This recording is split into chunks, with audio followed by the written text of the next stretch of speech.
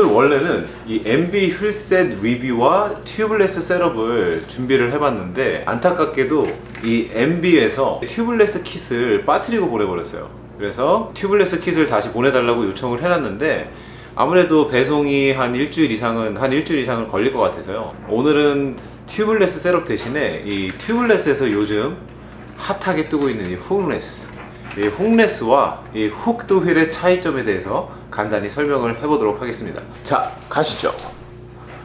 아, 이 새끼들 또 빠뜨려서 보내. 아이고 힘들어라.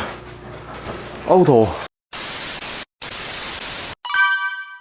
화면 보시는 것처럼 훅리스는 간단합니다. 왼쪽에는 훅이 없고요, 오른쪽에는 훅이 있죠. 타이어가 훅이 없는 훅리스에서는 그냥 비드 벽에 딱 달라붙게 돼 있고요. 훅이 있는 훅드 휠에서는 그 비드가 저 타이어 훅에 딱 저렇게 걸쳐 있죠.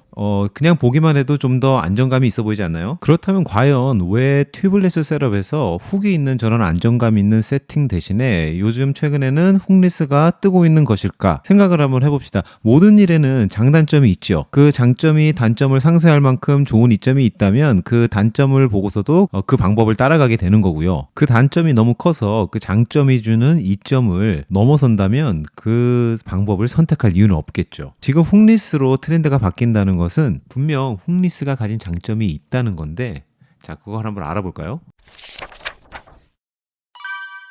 림베드의 생산 과정에서 훅리스 모양은 단단한 쇠로 잡아줬다가 바로 뺄 수 있는 구조예요. 그러니까 이 부분에서 이 쉐입을 잡아줄 수 있는 재료를 영구적으로 쓸 수 있는 반면에 이제 훅이 있는 모양은 이 소프트한 물질을 안에 집어넣었다가 그 모양을 잡아주고 그 안에 공기를 넣었다가 이제 굽는 과정에서 끝난 후에 이 모양을 잡아줬던 걸 다시 빼줘야 되는데 저기 훅이 있다 보니까 그 단단한 물질로 쓰면 다시 빠지지가 않는 거예요. 그래서 이제 소프트한 물질을 써야 되는 것이었고 다시 빼는 과정에서는 망가지는 거예요. 찢어지거나 부서지거나. 그렇기 때문에 림을 하나 만들 때마다 또 다른 그 재료가 계속 소모가 되다 보니까 시간뿐 아니라 재료 자체에서도 추가 비용이 발생을 하게 된 것입니다. 이 이유 때문에 마운틴 바이크나 그래블에서는 이미 사용을 하고 있었고요. 상대적으로 림베드의 안쪽 넓이를 넓게 유지하면서 동시에 림 월도 두껍게 가져갈 수 있는 장점이 있기 때문에 훅레스가 타이어 앞을 낮게 해서 운용을 하는 마운틴 바이크하고 그래블에서는 이미 굉장히 유용하게 쓰이고 있었죠. 그런데 이제 로드에서 과연 이것이 필요하냐? 아무래도 로드는 지면이 평평한 곳을 달리기 때문에 림이 강한 곳에 부딪혀서 림 월이 파괴될 가능성이 아무래도 적죠. 그렇기 때문에 로드에서 과연 이것이 필요한가라는 의문이 생기는 거였습니다. 림 매뉴팩처에서는 왜 훅리스로 가는지에 대한 정확한 이유를 밝히고 있지는 않습니다. 그러나 제 생각에는요, 최근에 타이어 선택의 트렌드는 23에서 25로 넘어온 지는 이미 오래됐고요. 25에서 28로 넘어가는 과정이고 이미 많은 사람들이 28을 쓰고 있습니다. 그러니까 28 사이즈 타이어를 쓰는 이유는 구름 저항에서 이점과 튜블레스 셋업을 운영할 때 28이 주는 그 푹신함 때문이거든요. 이 두 가지 모두 림의 안쪽 두께에 밀접한 연관이 있어요. 예를 들어서 보통 로드 휠셋의 안쪽 두께는 17mm에서 19mm, 로발 같은 경우는 21mm를 쓰고 있는데요. 그때 같은 28 사이즈 림을 끼더라도 실제적으로 타이어를 장착을 했을 때 그 타이어의 두께는 림의 안쪽 두께에 굉장히 많은 영향을 받게 되거든요. 그래서 로드 휠셋을 만드는 제조사들도 림의 안쪽 두께를 넓게 가져가고 싶었고 그 넓게 가져가기 위해서 바깥쪽 림의 두께가 많이 늘어날 수밖에 없죠. 에어로다이내믹에 과연 이것이 좋을까 하는 의문이 생길 정도로 굉장히 많이 두껍게 림을 디자인을 하고 있어요. 그렇다고 림의 바깥쪽 두께를 무한정으로 넓힐 수도 없는 노릇이고, 그러니까 제조사들도 훅리스라는 쪽을 선택하게 된 것이 아닌가라고 생각을 합니다.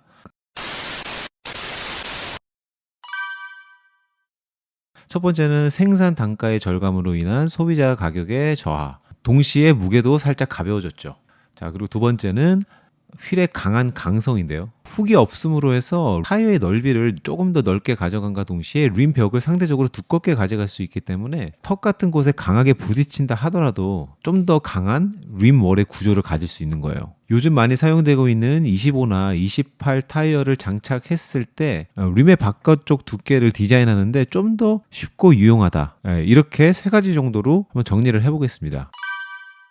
훅이 있던 훅이 없던 똑같이 튜블레스가 가지고 있는 단점들을 다 가지고 있는데 오늘은 튜블레스의 단점이 아니고 훅리스가 훅이 있는 휠에 비해서 어떤 단점을 갖고 있는지를 살펴보는 거니까 어쩌면 단점이라고는 이거 하나밖에 없을 것 같은데 그 하나가 너무나도 치명적입니다. 훅이 없어서 어느 정도 공기압이 올라가면 타이어가 빠질 수 있다는 거예요. 그러니까 폭발해버린다고 하죠. 왜냐면 공기압 때문에 타이어가 갑자기 붙어있다가 튀어나가 버리는 거니까 굉장히 그러니까 폭발하듯이 뻥 터져버리는데 네, 지금 보시는 영상은 어떤 외국의 한 유튜버가 튜블레스 타이어를 껴서 터질 때까지 공기압을 주입을 하고 있는 거예요.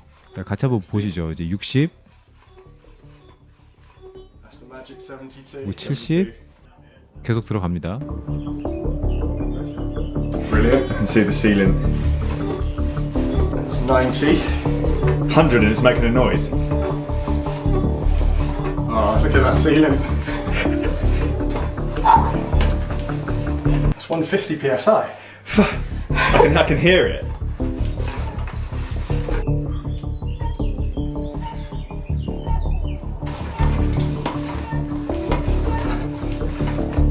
That's 180 psi.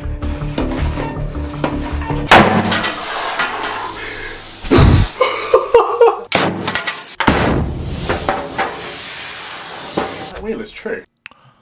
와, 터지긴 터지네요.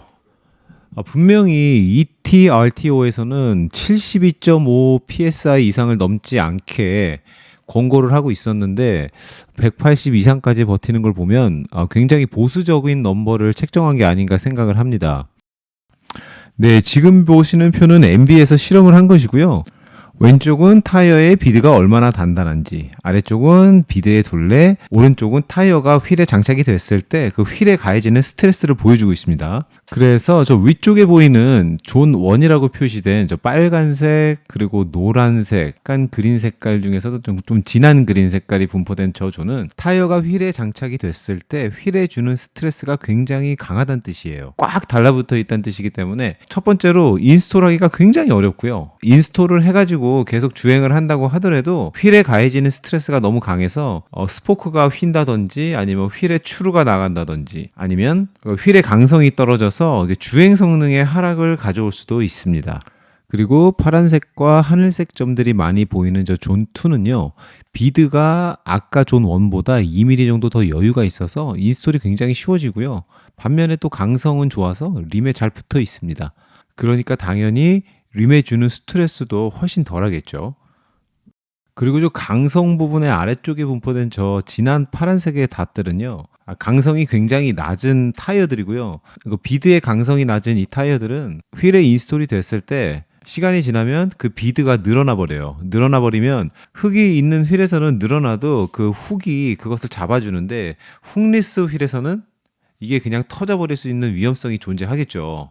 그래서 튜블레스 타이어의 제조사들마다 저 지금 보이는 저 스윗스팟 안에 들어가기 위한 타이어들을 생산하고 개발하고 그리고 실험을 하고 지금 현재는 많은 회사들이 그 결과까지 많이 공개를 하고 있으니까 지금 훅리스 휠셋을 가지고 계신 분들이나 구매를 고민하시는 분들도 타이어를 별 어려움 없이 구하실 수는 있으실 거예요. 아무튼 제 MB 휠 튜블레스 셋 파트가 도착하는 대로 장착을 해서 안쪽 두께, 바깥쪽 두께 그리고 28 타이어를 장착을 했을 때 그 실제로 타이어 두께가 얼마가 나오는지 그리고 물론 주행 성능까지 제가 한번 리뷰를 하고 싶어 죽겠네요.